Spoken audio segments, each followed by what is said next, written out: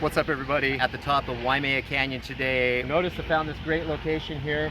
It's got the nice archway in the background and an entire big canyon. What I want to try and do is I want to try and get all of this within my frame. There's different lens sizes. This is my fixed lens, which is a 50mm lens. Here, I'm going to take one picture with this and I'm going to show you what that looks like. Here we go. You can see that that is a nice looking picture, but what I want is I want a little bit wider. So what I like to use is my 10 to 20mm wide angle lens. Now for this shot, I'm going to set this at about 14mm. I think it's going to give me the width that I'm looking for, and I'm going to take one more shot with this and take a look at the difference. You can see in that picture I get much more of the field of view. I get all the way from one edge to the other, and that's what I'm looking for in a shot like this. So you have plenty of different lenses out there that you can choose from. I use a 50mm for portraits, and I use this one for a lot of my landscape photography. So have some fun with some different lenses. We'll see you next time from Randy Sage Photography.